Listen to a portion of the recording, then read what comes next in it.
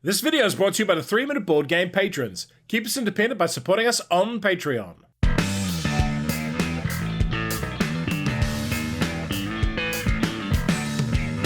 Kia ora koutou and welcome to the Old King's Crown in about 3 minutes. Review copy used. There is a very extensive solo mode. It's a game for 1 to 4 players, playing time is long, and it's a pretty complex game. The king is dead and there is a succession crisis brewing. You are the leader of one of 4 powerful factions vying for the right to wear the Old King's Crown. The game lasts between 4 and 6 rounds of play that you determine at the start. The winner is the player with the most influence at the end of the game, and you'll get that from many sources, but mostly winning clashes. Hidden orders. Each turn you will place cards face down into clashes. Card management. Each player has a deck of cards to manage. Variable player powers. Each faction has numerous unique cards and abilities. Player turn. Each player has a faction board and a starting set of cards. You'll also have upgrade cards you store on a sideboard. This token tracks your maximum hand size. You'll have 5 supporters, 1 herald, and 4 unique tactics. Cards will have different actions on them, and these will activate at the matching time during the round. Autumn effects will only trigger in autumn, for example. Cards also have a clash value in their top left and various other icons on them. The board has a turn sequence on it, and we start by drawing cards up to our hand limit. We then determine turn order with the current influence leader going first, and so on down to last. Then all players place a card face down as a hidden auction. The highest value goes first and can either take one of the cards here or take someone else's card. You cannot steal from someone who played a higher value card than you though. Then in player order we place our heralds in the region we most want to win, and in 1 card per region face down. This is done simultaneously. You can also place down supporters to help you. The last player determines the order that clashes are played out. Let's resolve one. Purple and teal both play 10s, but purple has 2 followers, giving them a total of 12. They win and gain 1 influence for their herald, and they can activate the region's ability, which also gives 1 influence. In the second clash, the red player has a deadly card, and it kills every other card without a shield. It dies because the teal character survived.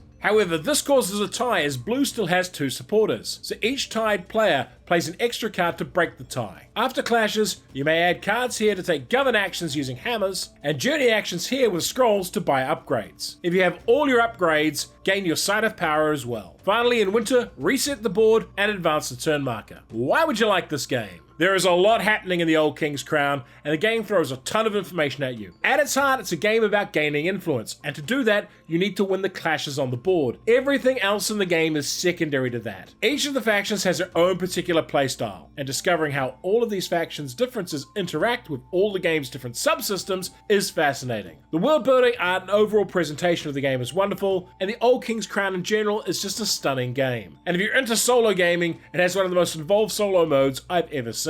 I think the Old King's Crown is a game you need to play a lot to really appreciate. It's a game that would shine brightly with groups that replay it a lot and get to intimately know its many interconnected systems. The best thing about this game is the turn tracker on the board. It really helps keep people focused on the game. However, for me, I found the amount of information to track for a hidden placement game was just a bit too much. Between 8 kingdom cards, 16 tactics tiles, and all the unique cards people could play into a clash, it was hard to find a balance between deliberately weighing all those options and just playing a card for vibes. In poker, I feel you can bluff because the board state is passable. In the Old King's Crown, it always felt too chaotic for mind games. For a simpler take on hidden clashes, try Libertalia. And for a different take on politics, try Dune. The Old King's Crown. A really impressive first game design. And if you enjoyed this video, hit the notification button, like, share, and subscribe to the channel.